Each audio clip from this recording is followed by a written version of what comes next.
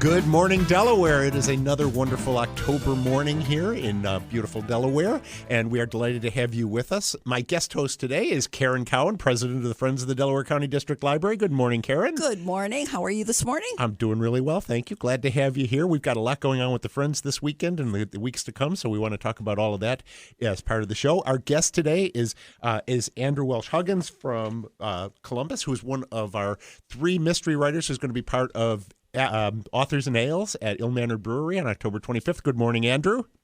Good morning. Thanks for having me. Oh, we're delighted to have you with us. We can't wait to talk about the an Empty Grave, excuse me, the new novel featuring Andy Hayes. We'll talk all about that in the second half of the show. But we're going to kick off with what people are reading. So, Karen, what are you reading right now? I have read it's a Agatha Christie-like book that is just really cool. It's called The Guest List, and it's by Lucy Foley. And it takes place on an island off of Ireland. So the opening scenes, there are a bunch of people in a boat. The water's kind of rough. People are kind of sick. They're kind of wondering why they went to this, why they got, or why they're going across the island. But they're all been invited to a wedding. That's the wedding of the century. It's got a magazine publisher bride and a TV icon groom and beautifully scented candles and the best champagne and a wedding planner who will stop at nothing to make this the wedding of the century. And they all trudge to the island. And it's kind of fun for a while. And then the electricity goes out. And then after a while, somebody dies. And you don't find out who dies until the very end of the book. It is really Agatha Christie-like. She does really a good job of the backstory. You've got like 5 different narrators, so she switches narrators like almost every chapter, but you get the backstories of the narrators and how they're all interacting. There's a group of college friends who are part of this wedding party, and they have a drinking game, which they did in college, which they recreate at before the wedding. Probably not a good idea. Probably not. No. College games, no. Especially not when people are dying and there's no electricity. No. It's just really a fun novel. I sat down with it and I thought, okay, I was reading it for a book club. I'll read one chapter. And at the end of the novel, I got up out of the chair. It's just a fun novel. She really does a good job with the characters. She really does a good job with the narration. This is her second novel. She's from Britain. The first novel is called The Hunting Party. I just started that. It's kind of the same way of different narrators and different things. I would recommend the guest list to anybody who wants to sit and have a good Saturday afternoon in the rain reading about murder mysteries. Sounds great. And again, it's called The Guest List. And the author again? Lucy Foley. Great. All right. Andrew, what have you been reading or listening to recently? Well, first of all, that sounds really interesting. I'm going to put that on my list for sure. Yes. So the reading I tend to do tends to be pretty eclectic. A lot of mystery fiction, obviously, a lot of short mystery fiction, but also a lot of nonfiction, and then books we're doing for book club. But recently, I just committed to taking care of an oversight in my reading, and I've been catching up on all the Easy Rawlins novels. Oh, yeah. Walter Mosley. So I had read Devil in a Blue Dress years ago. That was the only one I'd ever read. And I realized I couldn't figure out why I'd never really continued the series. And I'm so happy I did. So for readers or listeners who are not aware, Walter Mosley is a contemporary writer, but he has set a series about his character, Easy Rawlins, in Los Angeles, beginning right after World War II, and he moves it forward slowly in time. I'm reading Cinnamon Kiss now, and we're up to 1966. Rawlins is an African American. He's calling him a detective is a little bit not quite accurate, although by later in the books he does receive a private investigator's license. But he's essentially a sort of off the books a researcher and helper. People come to him in the community with problems, and he sets out to solve them, and he ends up in lots of very precarious situations. One of the things, Mosley is just such a fantastic writer. His characters are so well drawn, and you really get a sense of Los Angeles, what it was really like, mainly from the Black community's perspective. But not only that. This is a really well drawn picture of a community and a time and place that we don't always see. And I've sort of been, I was and am a big fan of Earl Stanley Gardner's Perry Mason novels, also set in L.A. And they piqued my interest when I was all of 8 years old.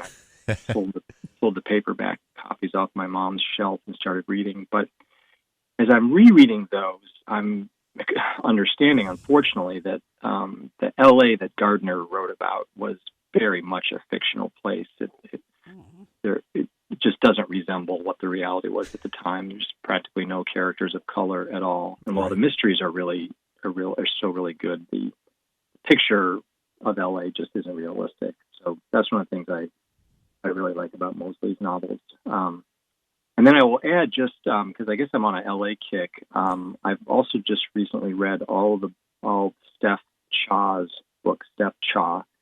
She's a Los Angeles writer, and she has a series about a Korean-American private investigator named Juniper Song.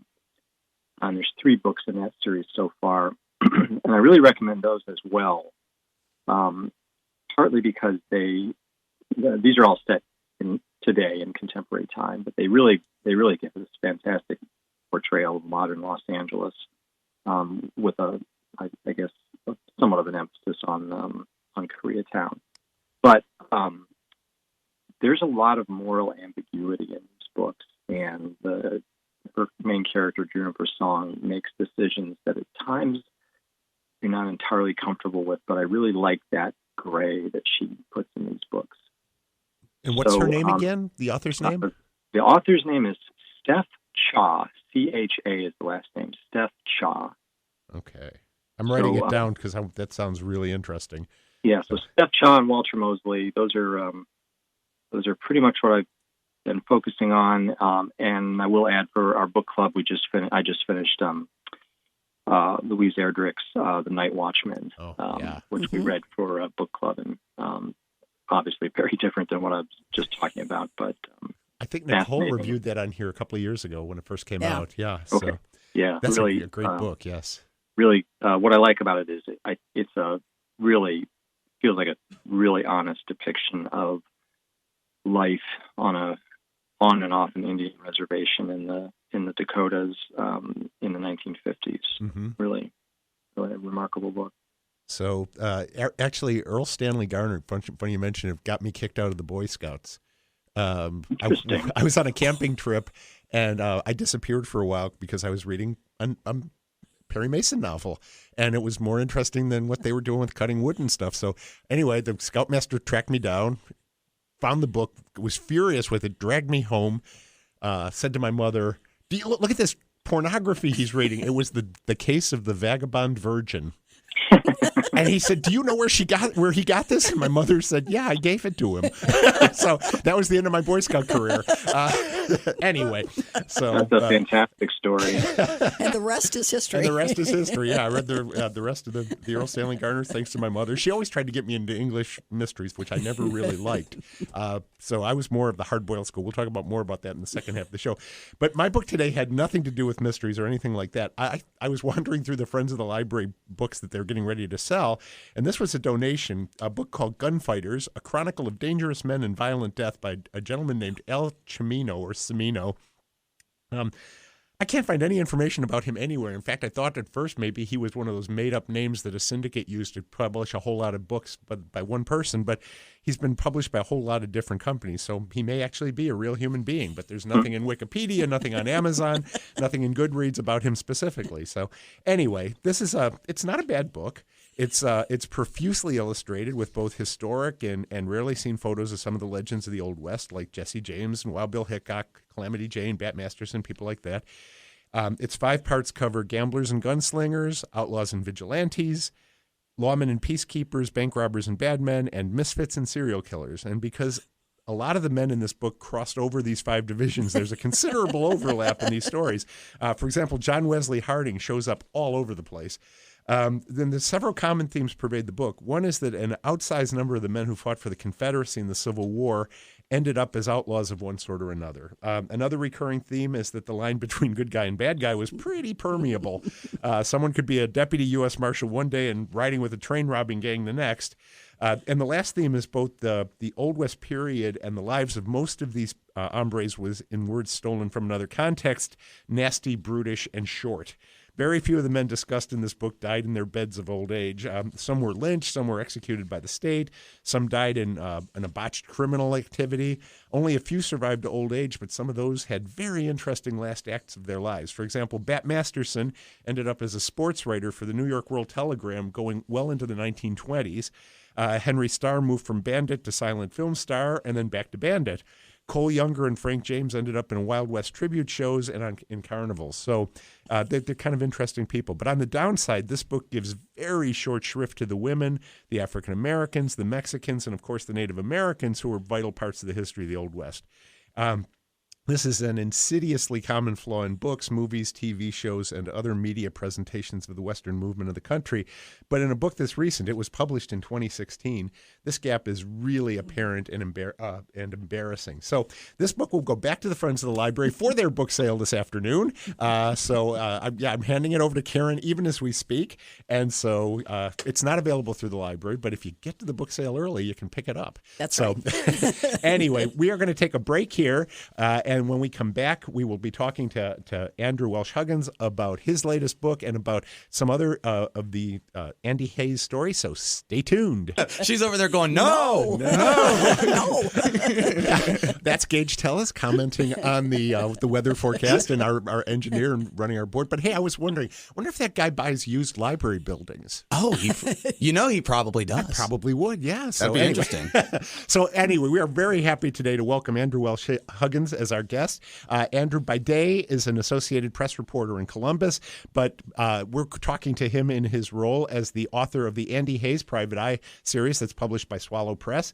It features a private investigator who is a former Ohio State and Cleveland Browns quarterback.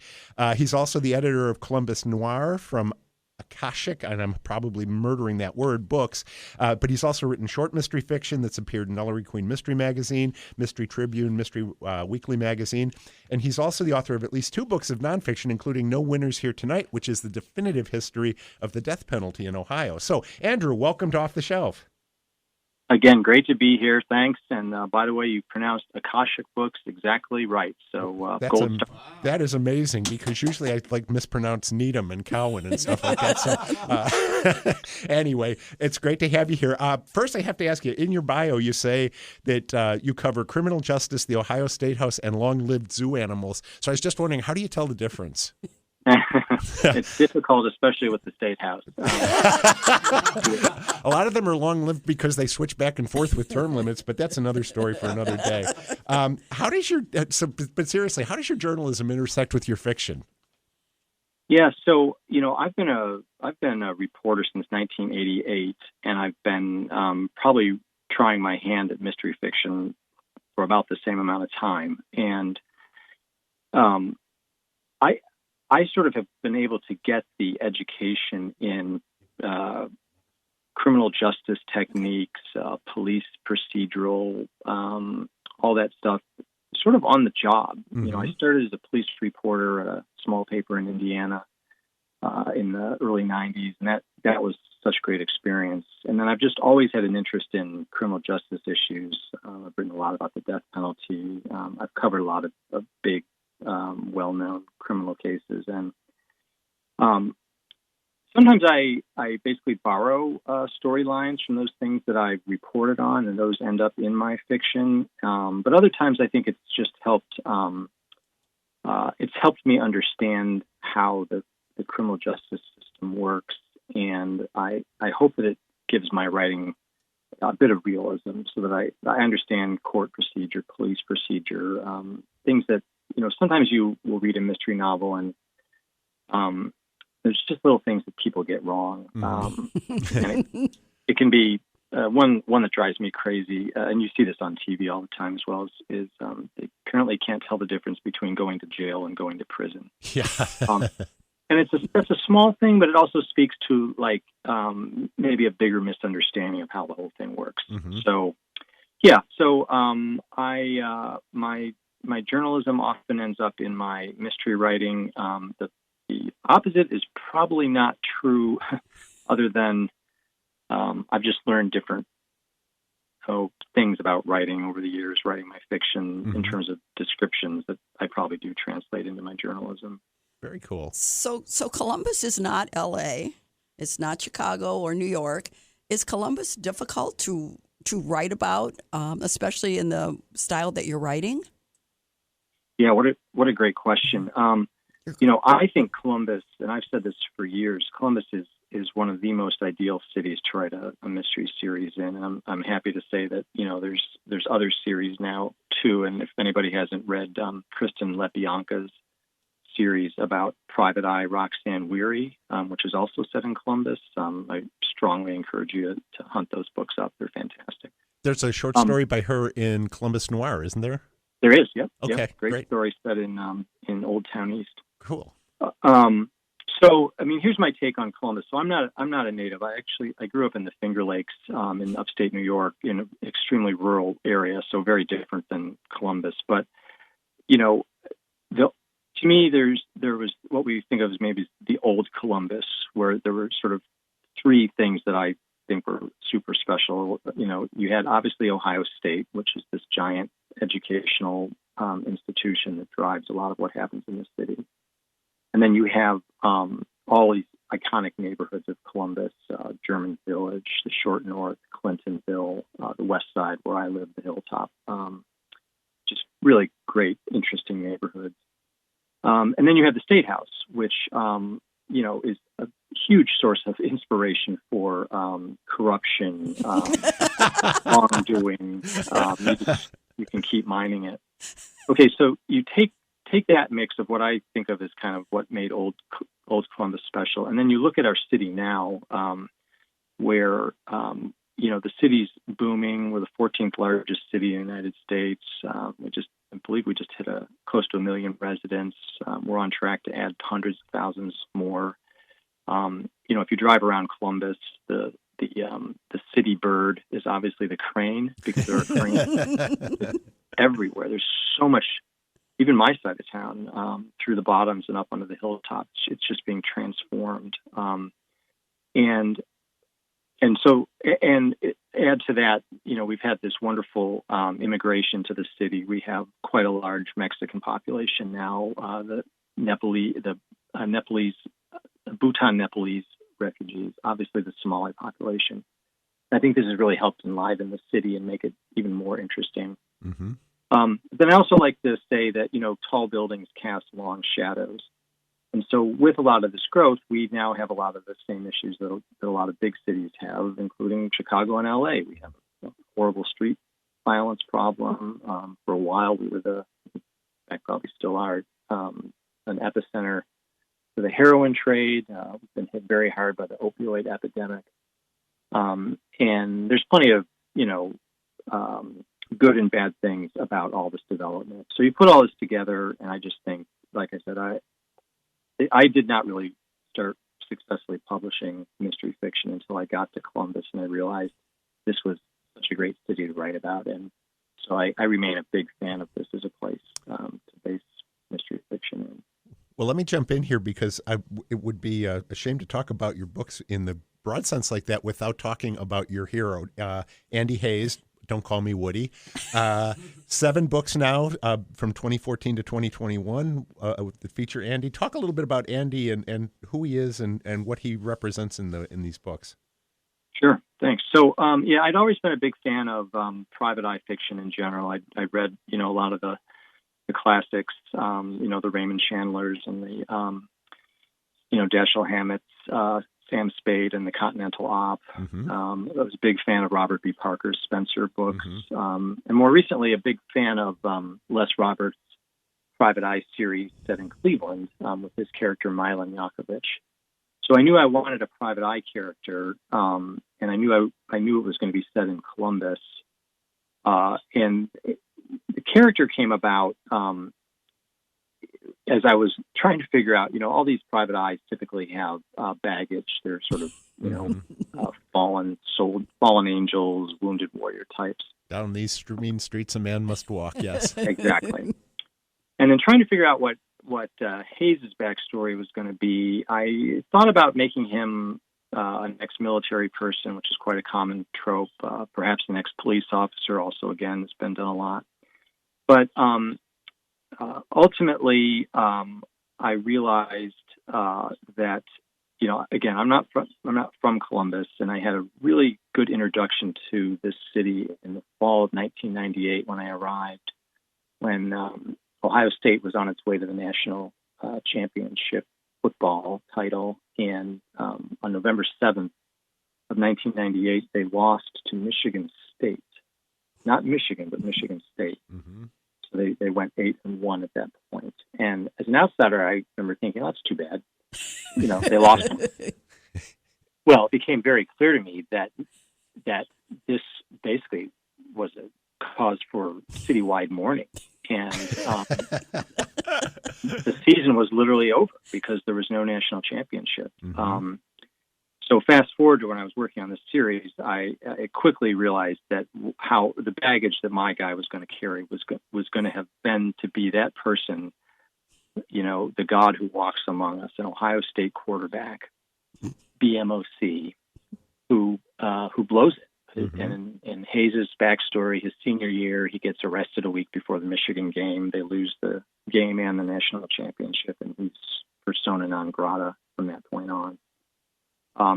And as he grows, becomes an investigator, a lot of what he does is try to make up for the sins of his youth in various ways. So, and he stays around Columbus because he has two sons here by two different ex-wives, and part of his shtick is, again, trying to be the dad that he never was as a younger person. And that I think answers the question that I had when I read the first book, the Fourth Down and Out. I thought, why does he even stay in Columbus? Because everybody hates him here. It's like, right. Why would you stick around when you're considered like slightly just above maybe? I can't even think of somebody who is hated quite so much as somebody who would shave points on an Ohio State game. I mean, that's just like, whoa. Yeah, so anyway, but that's fascinating though. I mean, giving them the backstory with the kids is really what makes that interesting, because you can't imagine Sam Spade with children. It just doesn't work. I mean, you just can't do it. So this makes him a much more interesting character. We've got a couple of things I've got to cover for the library. We are going to talk more at Authors and Ales on October 25th at Ill-Mannered Brewery. We are sold out, but you can get your name on a wait list. Yes. If the weather's nice, we'll be able to move out into the patio. That's why we have to have the wait list, because we have a limited amount of space inside the brewery. So anyway, we're looking forward to seeing you there on October 25th. Andrew Welsh-Huggins, along with Connie Berry and Robin Yoakum for that event. And thank you so much for being here. I like I said, I have a couple of things. The library is moving our story times indoors starting next week. But I have to tell you, most of them are not going to be in the library. Our offsite story times for Delaware are going to be held at the Willis Education Center gym on Wednesdays at 10:30. Thank you very much to the Board of Education in Delaware for letting us use the space. Our ones for Orange are going to be offered on Tuesday and Thursday at 11:30 at Ohio Health Chiller North. So thank you to folks at Ohio Health for cooperating with us on that. And our ones for Powell are going to be held in the municipal building on Wednesday and Friday at 10:30. So those will be, again, inside at the municipal building, thanks to the folks at the City of Powell. Ostrander, we have enough space in Ostrander with with the movable shelving and everything that we're going to continue to host those story times in the Ostrander Branch Library on Thursdays at 11. The full schedule is available on our website, DelawareLibrary.org, so please check it out, and we look forward to seeing you inside with those. And I would be remiss if I didn't say to Karen, what do the friends want to push in the last minute of this show? We have a book sale at Delaware starting tonight at 5 o'clock, tonight 5 to 8. Tomorrow it's 9 to 3, 9 to 4. And if you come in and say, I heard Karen and George on the radio, we'll give you a free book. All right. So, and then we have our flower sale that's that you will get information about. And, of course, our author visit on October 25th. We're pretty busy this month. Yeah, this is a great month for the Friends and Yes. for the library. So thank you very much, Karen, for all that you do for the library, for the Friends, and please convey my thanks to everybody. I'll see most of you because I'm helping to do the setup this afternoon. Yes. So Thank you. Thank you to Gage Tellis for our work behind the board. And, of course, thank Absolutely. you to Andrew Welsh-Huggins for your participation, not only in the show, but for doing the spots for the Friends and for being there on October 25th. We really appreciate it. And I got to tell you, I love your books. So thank you so much. We've got them all available at the Delaware County District Library, including all the Andy Hayes mysteries, Columbus Noir, the nonfiction. So please check him out at the library. And they will be on sale at the author visit. That's right. Yes, So yes. if you want to get your book autographed, we can do that too. So Yes. Thanks again, Andrew. Thank you. Yeah, thanks so much. All right. And so we will see you in the stacks.